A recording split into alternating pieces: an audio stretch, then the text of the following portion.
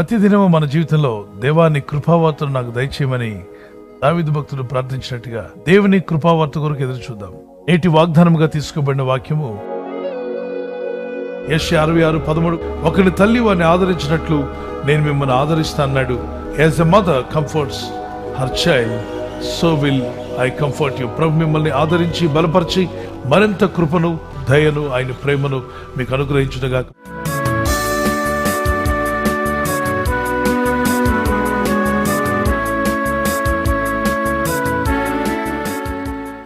నిన్ను సృజించిన దేవుడు, నీకు ఈ ప్రపంచంలో ఎవరికీ కలవకుండా ఏర్పాటు చేసిన వేలుముద్ర ఇచ్చిన దేవుడు, నీ కంట్లో అద్భుతమైన ఐరిస్ని పెట్టి అది ఈ ప్రపంచంలో ఏ వ్యక్తితో కూడా కలవకుండా అంత స్పెషల్గా మిమ్మల్ని కలుగు చేసిన దేవుడు మీకు తోడై ఉన్నాడు. You are special to God అనండి. I'm a special to God అని చెప్పండి. తల్లి గర్భంలోనూ ఉండగా నేను ఎరిగినవాడు. ప్రయాసపడి భారం వస్తున్న సమస్త జనాలు నా యుద్ధకు రండి, నేను మీకు విశ్రాంతిని, మనశ్శాంతిని నేను మీకు అనుగ్రహిస్తాను. మీ భారమును నేను తొలగిస్తాను. మీ చింత యావత్తు నా మీద మోపమన్నాడు. మీ భారం ప్రభు మీద మోపండి. మీరు ఒంటరివారు కారు. అందరూ నిన్ను విడిచిపోయినా నువ్వు ఒంటరివాడు కావు. నీ దేవుడు నిన్ను విడవాడు, ఎడబాయుడని మీకు మీరే ధైర్యం చెప్పుకోండి.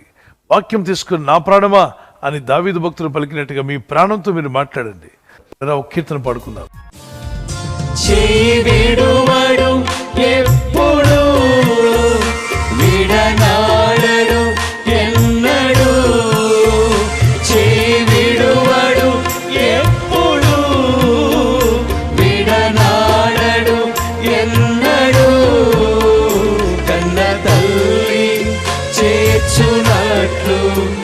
నన్ను చేర్చున ప్రియుడు, కన్న తల్లి చేర్చునట్లు నన్ను చేర్చున ప్రియుడు.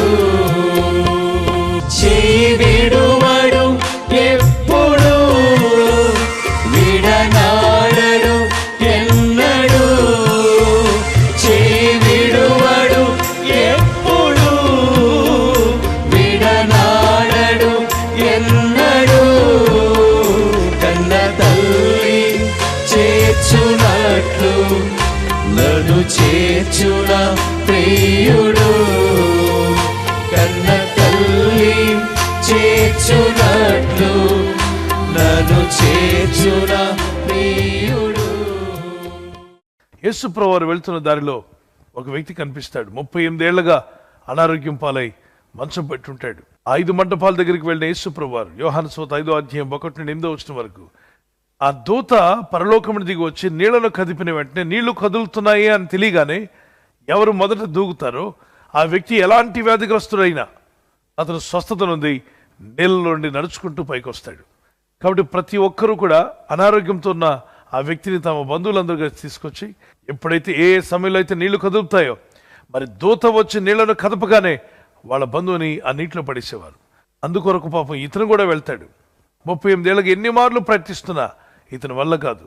ఎందుకంటే సహాయం చేసేవారు లేరు. ఇతను తీసుకొచ్చి అక్కడ పడేసి ఎవరి దారిని వారు వెళ్ళిపోయారు. భార్య దారిని భార్య వెళ్ళిపోయింది, పిల్లల దారిని పిల్లలు వెళ్ళిపోయారు, బంధుమిత్రులందరూ కూడా విడిచిపెట్టారు. కొన్ని మార్లు ఇటువంటి సంఘటనలు ఏర్పడుతూ ఉంటాయి. అతని యుద్ధకు వెళ్ళి నువ్వు స్వస్థపడ కోరుచున్నావా అని అడిగితే అతను చెప్పిన సమాధానం ఏంటి తెలుసా?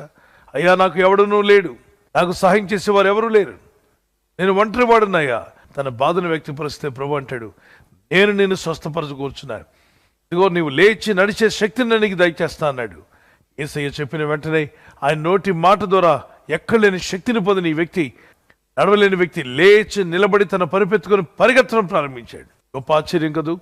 యేసు ప్రభువారి యొక్క నోటి మాటలో శక్తి జనిస్తుంది. ఆయన వాక్కుల్లో శక్తి ఉంది పిల్లరా. కనుక వాగ్దానం ఎత్తి ప్రార్థించండి. అందరూ మిమ్మల్ని విడిచిపెట్టినప్పుడు ఏం చేయాలి? మీ దేవుడైన యెహోవాను బట్టి మిమ్మల్ని మీరు ధైర్యపరచుకోండి. ఈ దేవుని వాక్యాలు, ఈ వాగ్దానాలు తెలియక పాపం అనేక మంది నేను ఒంటరివాడును, నేను ఒంటరిదారును, నన్ను ప్రేమించేవారు లేరనుకుంటూ ఆత్మహత్యలకు పరిగెడుతున్నారు. అట్టి దురాలోచన మీకు దూరమగునుగాక. అటువంటి దురాలోచన మీలోకి రానివ్వకండి. సూసైడల్ థాట్స్ మీ మనసులోకి, మీ పరిసరాల్లోకి రానివ్వకండి. గద్దించండి. వెంటనే మీరు ఆ స్టేటస్ నుండి, ఆ స్థితి నుండి మీరు బయటపడాలి. అక్కడే ఉండి మీరు వేదన పడుతూ ఉండకూడదు. దేవుని వాక్యం సెలవిస్తుంది, దేవుని నమ్మిన వారు ఎవరు ఒంటరి వారు కాదు.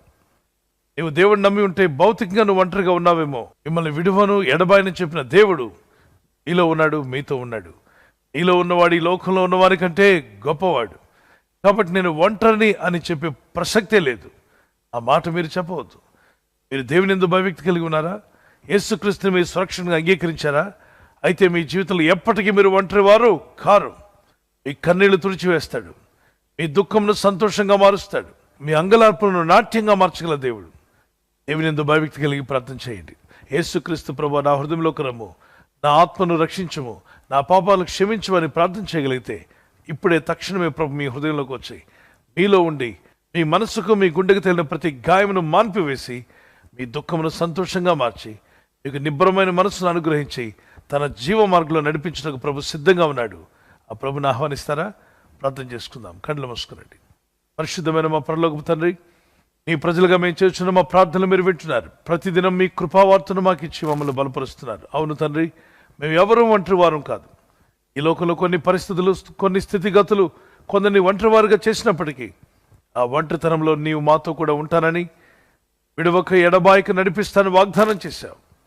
ఆ దుఃఖమును సంతోషంగా మారుస్తాన్నావు, మా అంగలార్పను నాట్యంగా మారుస్తాన్నావు.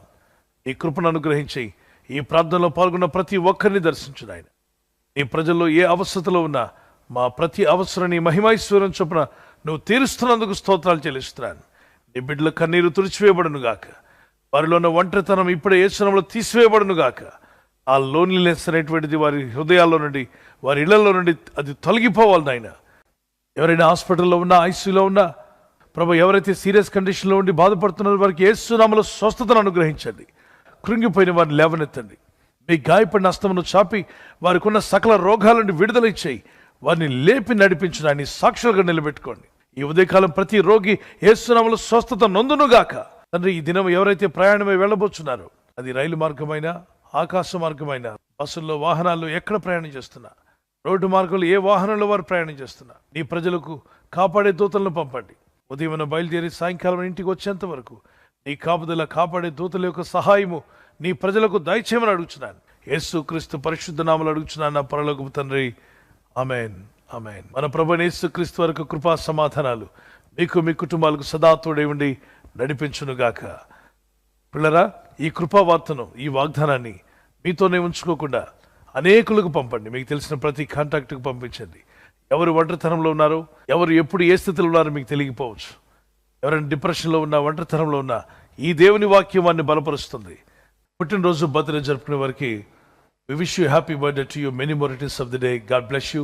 మీకు వాగ్దానము యెషయా 62:3 నీవు యెహోవా చేతిలో భూషణ కిరీటముగాను, నీ దేవుని చేతిలో రాజకీయ మకుటముగాను నుందువు. Wonderful promise. ఈ వాగ్దానం పట్టుకుని ప్రార్థన చేయండి.